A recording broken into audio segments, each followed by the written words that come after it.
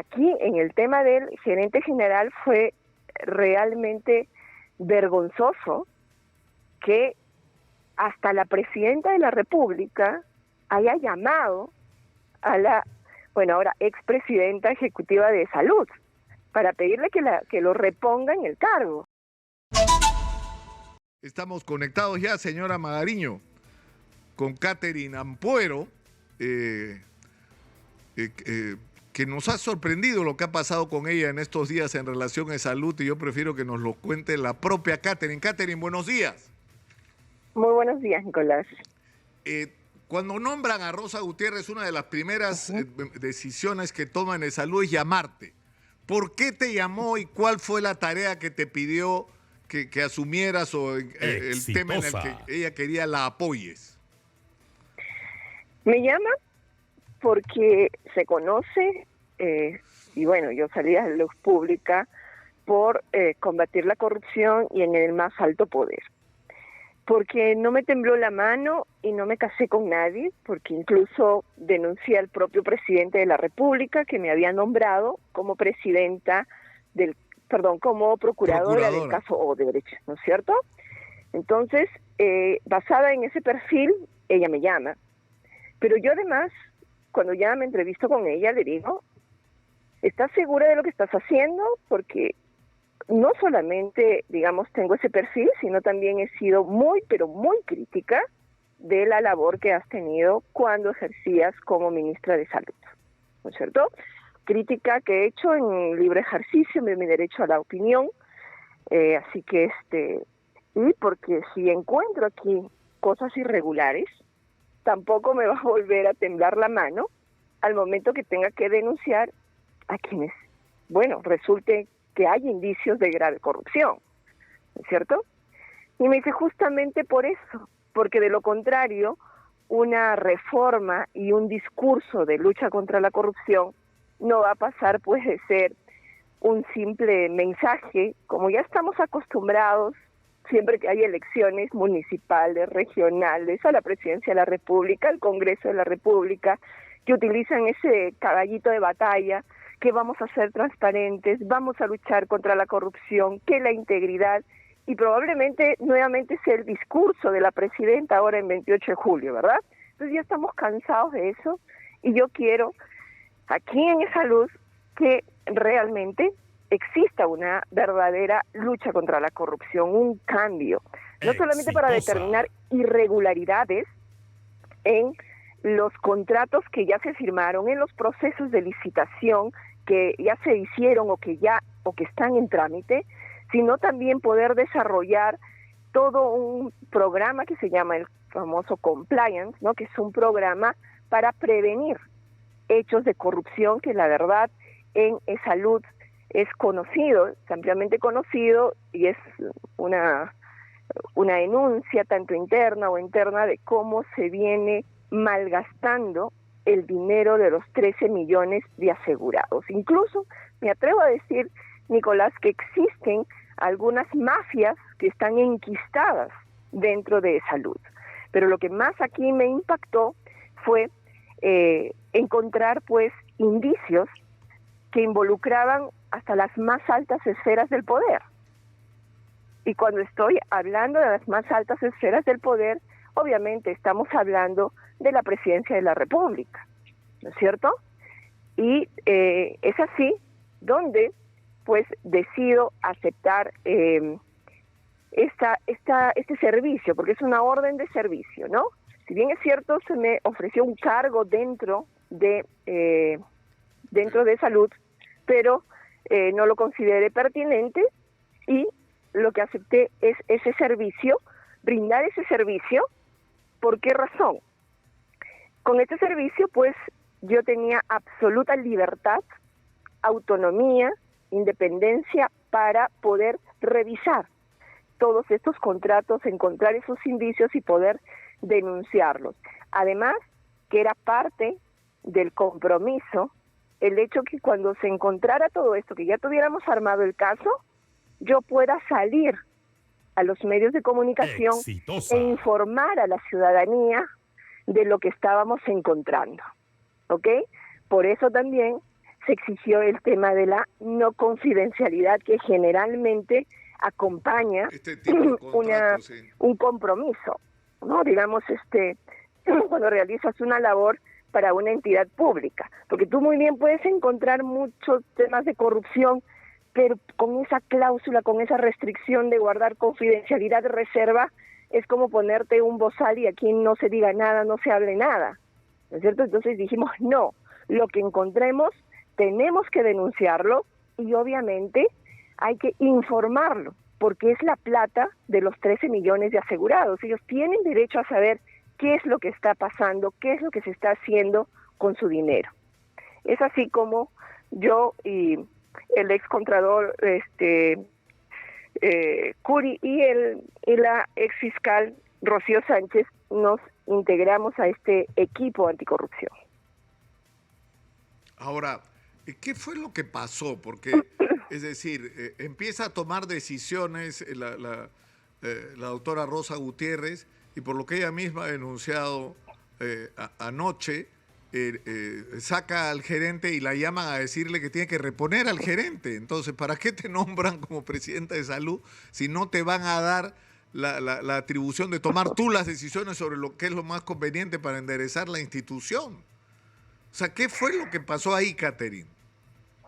Porque de pronto, como en muchas otras administraciones, quieren poner a la cabeza solamente para que sea la pantalla, la imagen, pero reciben las órdenes, no mueves a tal, no mueves a tal y a tal persona, ¿no? No me mueves a esos que son finalmente puestos claves dentro de una institución. Y en esta institución de salud, un puesto clave es la gerencia general. Otro puesto clave es la jefatura de logística, que ya sabemos que ahí ocurren muchos casos cuestionables, muchas irregularidades que se tienen que cambiar, ¿no? Justamente ahí va a empezar su labor el excontralor. Pero aquí, en el tema del gerente general, fue realmente vergonzoso que hasta la presidenta de la República haya llamado a la, ahora expresidenta ejecutiva de salud, para pedirle que lo reponga en el cargo. Claro, pero ¿no? ¿cuál es no el interés? O sea, ¿cuál es el interés que puede tener la presidenta de la República en que se mantenga al gerente de salud? O sea, estás nombrando una presidenta para que ponga orden en esta institución, ¿no es cierto? Para que haga todos los ajustes necesarios en beneficio de los pacientes, incluyendo dentro de ello la lucha contra la corrupción, y tú decides por las informaciones que ni bien te has sentado, ya te empiezas a enterar de las cosas irregulares que están pasando, decides sacar al gerente, porque además esto es bien importante, ¿no es cierto? El gerente es el responsable directo, digamos, ejecutivo. Entonces, si están ocurriendo irregularidades, o eres parte o las estás permitiendo, y por cualquiera de las dos razones no puedes seguir ahí. Por cualquiera de las dos razones, o sea, es la decisión más lógica, ¿no? Mira, que la presidenta haya tenido interés en que se quede este gerente o exgerente general Iván Lazar, y todavía que le diga, no importa, tengo 15 días, ¿no? O sea, eso demuestra que aquí hay gato encerrado, y la que tiene que dar la explicación de todo esto, porque esa urgencia, esa desesperación, diría yo, esa desesperación de la presidenta en que se quede Iván Lazarte en la gerencia de salud, no importa por 15 días. Al menos yo te voy a decir, Nicolás, habría que ver qué contratos estaban a punto de ser firmados por el gerente general y que su cambio, que lo hizo Rosa Gutiérrez cuando lo sacó, ya no pudo firmar. Ahí está el kit del asunto, Nicolás. Entonces querían que regrese, no importa 15 días. ¿Para qué? Para que termine de firmar esos contratos. Porque muchos contratos no se firmaron por ese gerente general y que fueron observados por la nueva administración de Rosa Gutiérrez. Y no se firmaron. Y es más, Nicolás, fue escandaloso tomar conocimiento de que habían cambiado algunas normas dentro del directorio de salud. Por ejemplo, establecían que cuando los contratos sean de 45 a más millones, tenía que tener la autorización del directorio de salud. Y escandalosamente cambian estas normas para que el gerente general ya no necesite la autorización del directorio, sino él solo lo pueda firmar. Y así se quedaron, lista la torta, digamos, listo el pastel, para que él suscriba esos contratos, ya sin autorización del directorio, sino él solo. Y así ya estaba a punto de firmar con ese nuevo poder, con esas nuevas facultades, este gerente, Iván Lasarte, estaba a punto ya de firmar un contrato que superaba, pues, lo que estaba en los 45 millones. Y eso fue uno de los contratos, por ejemplo, que ya no pudo firmar y que la nueva administración lo observó y ya no se firmó. Entonces aquí, quien tiene que responder es la presidenta de la República, porque su desesperación en que retorne este individuo, Iván Lasarte, a la gerencia de salud. Será para que culmine con la firma de esos contratos que beneficiaban a varias empresas por muchos millones, dinero de los asegurados, porque no encuentro otra motivación. Catherine, tenemos que ir a la pausa. Te voy a rogar que te mantengas conectada para continuar con esta conversación que yo creo que es absolutamente trascendente y yo creo que va mucho más allá de las personas, ¿no? Va más allá de si se queda, se va Rosa Gutiérrez, ¿no es cierto?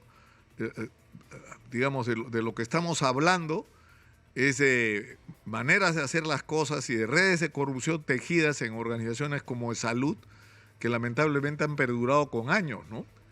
Y que de repente alguien pone el dedo en la llaga y esto enciende todas las alertas, ¿no? De eso es de lo que quisiéramos hablar, porque estaban empezando a levantar la alfombra, mi querida Catherine, y a alguien no le ha gustado esto. Vamos a ir a la pausa, por favor, y regresamos contigo. Estamos conectados con la abogada Catherine Ampuero, que como ustedes saben fue procuradora anticorrupción y fue convocada por Rosa Gutiérrez cuando ella fue nombrada presidenta de Salud para hacer un comité de lucha contra la corrupción dentro de Salud. Duró poco Rosa Gutiérrez cuando sacó al gerente y a otros importantes ejecutivos de salud, y cuando se suponía ¿qué era lo que venía, Catherine? Porque yo entiendo que lo que venía era una auditoría sobre las tercerizaciones, los contratos de adquisiciones, los contratos de obras, ¿no es cierto? Eso es lo que venía, una revisión absolutamente crítica de cómo se había estado gestionando los recursos de salud. Así es, Nicolás. Habíamos planteado dos frentes. Uno, y era en el que nos estábamos abocando primero, era poder revisar todos esos contratos que ya se habían suscrito para poder encontrar indicios de irregularidades o presuntas irregularidades, a efectos pues de ponerlas en conocimiento de las autoridades competentes para que se hagan las investigaciones del caso, ¿no es cierto? Y ahí era el lema clarísimo: caiga quien caiga. Y si llegábamos hasta las más altas esferas del poder, ¿no es cierto?, igual no nos íbamos a casar con nadie. Igual se presentaba el informe correspondiente a efectos de que las autoridades competentes, en este caso la Procuraduría Anticorrupción y la Fiscalía, puedan hacer su trabajo. Igualmente la Contraloría, ¿no? Y lo otro que habíamos planeado era poder desarrollar un programa dentro de la institución para prevenir los hechos de corrupción y finalmente pues el dinero de los asegurados fuera utilizado de una manera más transparente, ¿no? Los procesos de licitación tenían que transparentarse, tenía que haber cambios, por ejemplo, en el área de logística, que es una área muy importante para poder prevenir estos hechos de corrupción. Estábamos levantando la alfombra, como bien lo señalaste, y estábamos encontrando no cosas que olían mal, sino cosas que realmente apestaban. Y de una manera muy rápida, muy rápida. ¿Te imaginas tenernos ahí más tiempo? Era un peligro. Yo creo que ellos vieron muchísimo peligro, se asustaron, porque conociendo los antecedentes que tenemos, pues ellos sabían perfectamente que no nos iba a temblar la mano para poder denunciar hechos de corrupción hasta del más alto nivel, ¿no? Lo que se encontró en lo poquito, porque debo de señalarte, Nicolás, ya cuando sale la resolución de Rosa Gutiérrez, que deja de ser presidenta ejecutiva, obviamente ya no está garantizada esa independencia en nuestro trabajo. No hay confianza en este nuevo presidente, más aún con los antecedentes que tiene, ¿no es cierto? Los antecedentes que tiene este señor son lamentables. Y son muy lamentables porque nos damos cuenta que el discurso de lucha contra la corrupción que viene de la presidenta de la República es un discurso más, es un lema más, como también ya lo hemos escuchado en las voces de todos los presidentes ahora investigados, procesados por corrupción en nuestro país. El mismo discurso de siempre, que al final, como digo, es un lema bonito.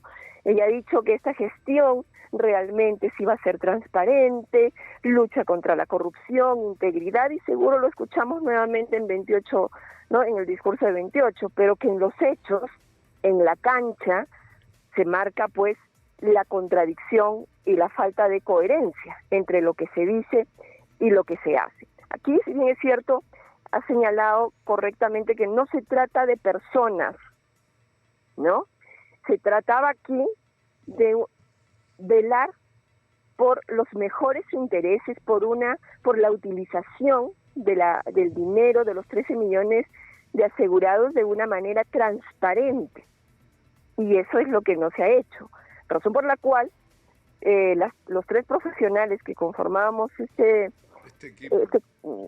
equipo de lucha contra la corrupción, inmediatamente hemos solicitado se deje sin efecto nuestras órdenes de servicio, porque no hay garantía con este nuevo presidente de salud, un trabajo objetivo, un trabajo independiente y un trabajo que realmente garantice el resultado de nuestro servicio. No, es terrible lo que ha pasado, porque el mensaje es no nos interesa cambiar las cosas, ¿no? O sea, que sigan las cosas como están, más o menos, ¿no? Y si tienes la pretensión, como ha tratado de hacerlo Rosa Gutiérrez, de producir un cambio, porque ¿cómo pones orden en salud? ¿Cómo la conviertes en un instrumento eficiente para servir a los pacientes, a los afiliados a salud? Si no acabas con las redes de corrupciones y con el manejo ineficiente de esos recursos. No hay manera. No hay manera. Porque es solo uno o lo otro, ¿no? Sí, claro, porque probablemente la gente no lo sepa, pero salud maneja muchísimo dinero, incluso muchísimo más presupuesto que otras carteras, que otros ministerios. O sea, una entidad como salud, que no es un ministerio, maneja un presupuesto que en algunos casos, si lo comparamos con otros ministerios, supera el presupuesto de esos ministerios. Entonces, hay mucho dinero de por medio. Entonces, aquí hay muchos intereses económicos. Finalmente son intereses económicos los que han movido para esta decisión, porque con la salida de ese gerente, como vuelvo a repetir, se han quedado varios contratos en stand-by, porque fueron observados. Entonces, me imagino que esas empresas, esos empresarios, ahora están presionaban para que se firmen esos contratos, los cuales ellos ya lo daban por hecho con este señor Iván Lazarte. Claro, porque el problema es que acá, es decir, hace mucho tiempo, o sea, ha habido aisladamente intentos de revisar la manera como se manejan los recursos de salud. Tienes un primer problema con la dimensión del aparato administrativo y cómo se ha construido y cuán eficiente es. Pero tienes un problema además con que, por ejemplo, se tercerizan muchos servicios, en algunos casos a costos muy altos, cuando son servicios que bien invertidos los recursos podrían darse en las instalaciones de la propia salud.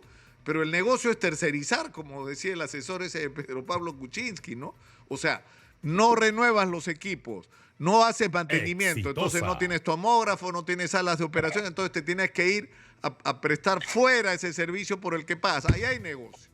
Tienes que hacer una adquisición y funciona exactamente igual. O sea, no compras con los mejores criterios, sino que pagas precios, pues, pasó durante la pandemia hasta con las mascarillas, ¿no? O con las pruebas. Tal cual.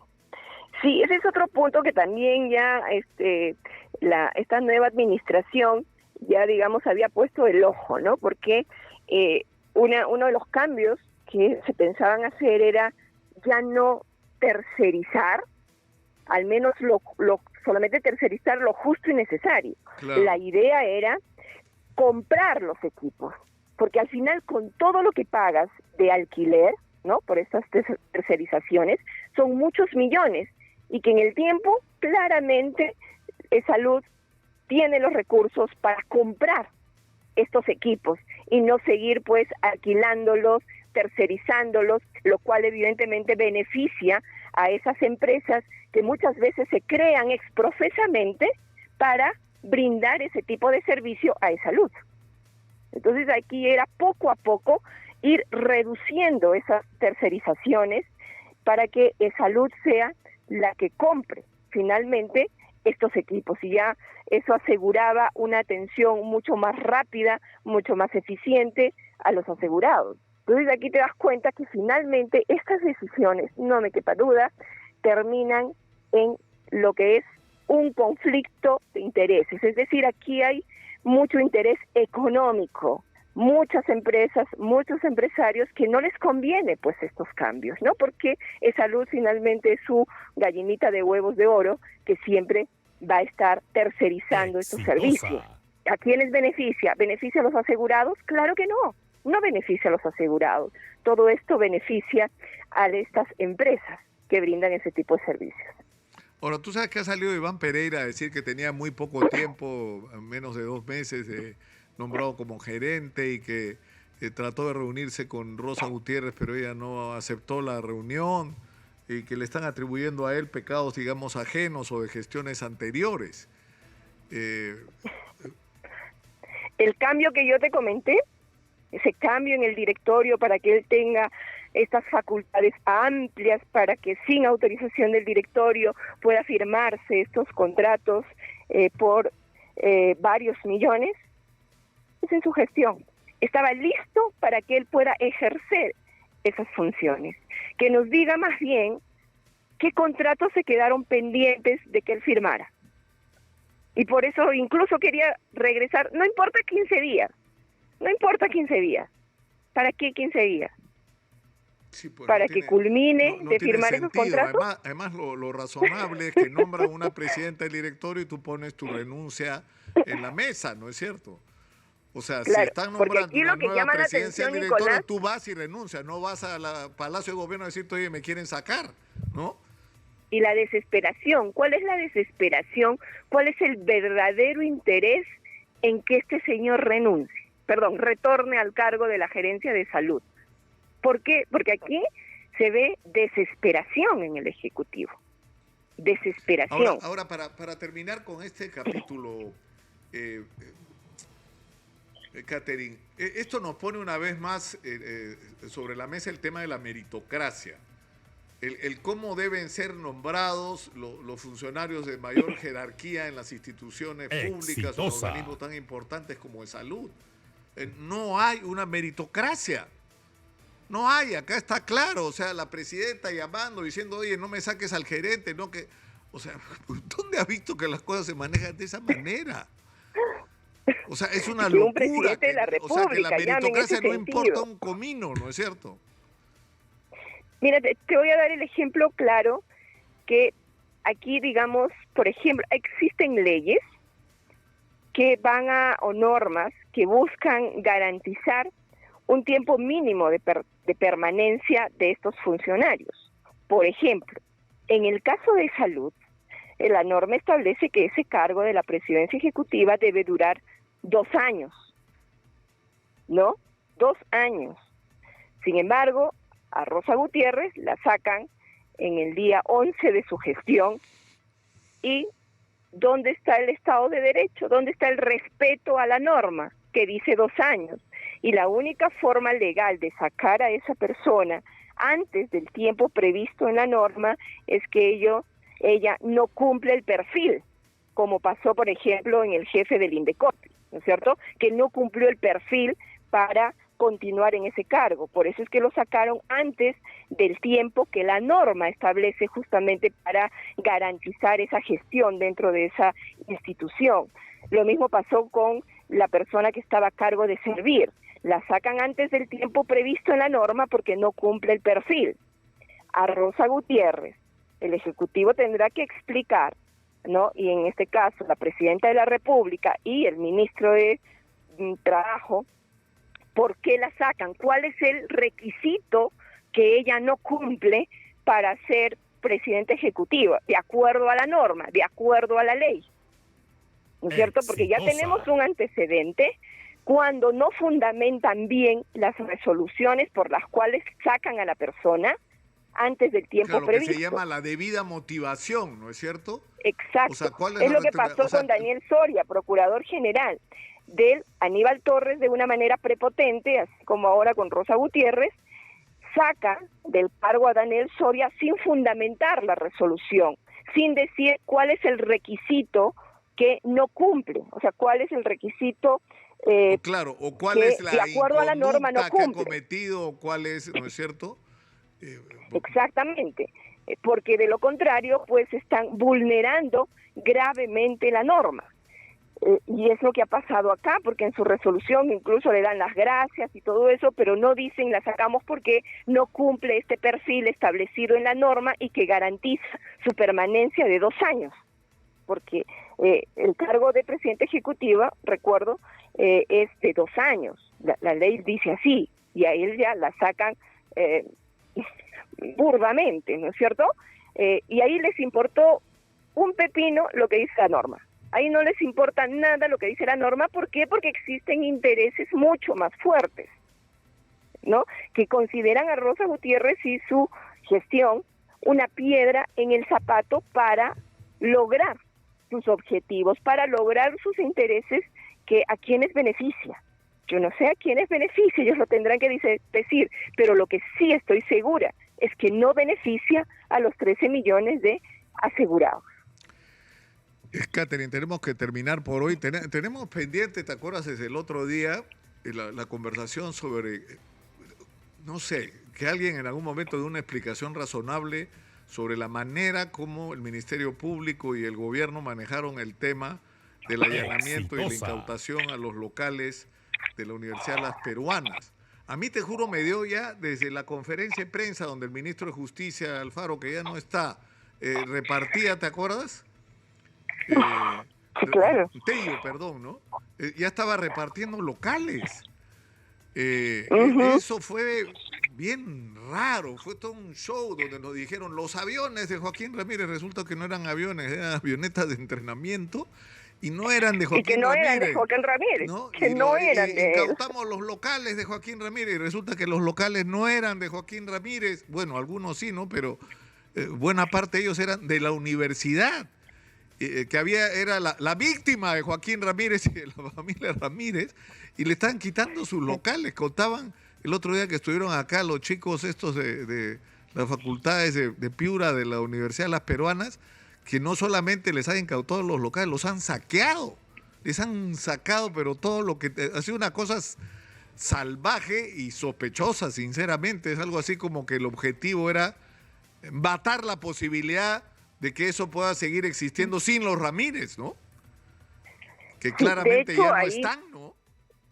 Hubo un exceso desmedido, una medida desde mi punto de vista arbitraria, Y claro, salieron a la prensa a decir más de 200 inmuebles a nivel nacional de Joaquín Ramírez, porque sabían que eso iba a crear impacto en la ciudadanía, porque Joaquín Ramírez es una persona que tiene pésima reputación y siempre vinculado pues a hechos irregulares, vinculados a la comisión de delitos, ya sea de corrupción, ya sea de lavado de activos. Entonces todo lo que esté cerca a Joaquín Ramírez es pues nefasto y huele mal, huele a podrido, ¿no? Entonces ellos por eso es que diseñaron esto para decir que todo es de Joaquín Ramírez. Sin embargo, la mayoría de los inmuebles, si bien es cierto, fueron de él, pero hubieron muchísimos inmuebles que han sido de la universidad a las peruanas, y que esto terminó perjudicando no solo a la universidad, sino también a los estudiantes que ya estaban a puertas de iniciar pues las clases de manera presencial. Exacto. Y lo que hicieron es, ya tenemos el pastel, ¿no? Nunca se explicó por qué salió un ministro de Justicia a explicar estas incautaciones cuando el ministro de Justicia no tiene vela en ese entierro, claro, ¿no? No tiene nada que ver. ¿Pero qué hacía ahí?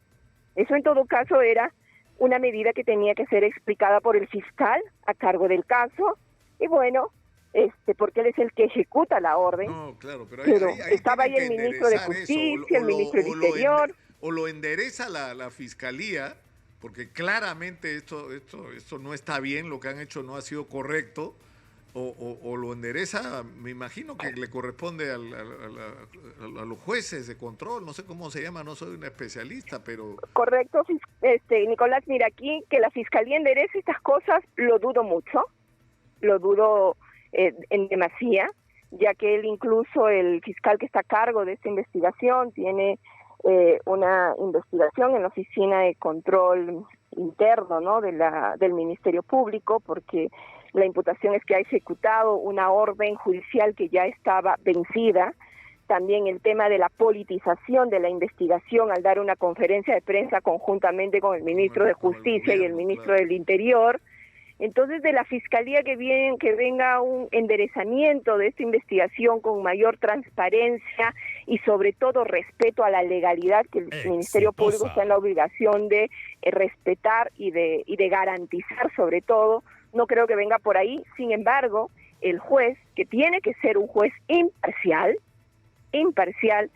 él está allí para poder garantizar el derecho de todas las personas. Y es el que tiene que enderezar eso. Claro, lo extraño además es que este proceso, yo me acuerdo cuando empezó, era un proceso por lavado de activos, ¿no es cierto?, donde el agraviado era el Estado, y por fraude en la administración de las personas jurídicas, es decir, que los Ramírez habían defraudado a la universidad, o sea que la universidad era víctima. Entonces, ¿en qué momento la víctima pasó a ser investigada? Y aparentemente no se ha cumplido con los requisitos formales para ese procedimiento, igual la han incautado, o sea que las irregularidades son graves. Pero en fin, sí, eso aquí ya... la teoría del fiscal es que habría delito de lavado de activos y el hecho precedente sería fraude en la administración de personas jurídicas. Y aquí quiero resaltar y recalcar, porque a veces converso con otras personas y todos piensan que el hecho precedente es tráfico de drogas o es corrupción de funcionarios. No, la teoría del Ministerio Público es que el hecho precedente que habría originado el dinero maculado, el dinero mal habido, proviene de fraude en la administración de personas jurídicas. Entonces, Joaquín Ramírez y su clan, llamémoslo así, ¿a quiénes defraudaron? ¿A quiénes perjudicaron?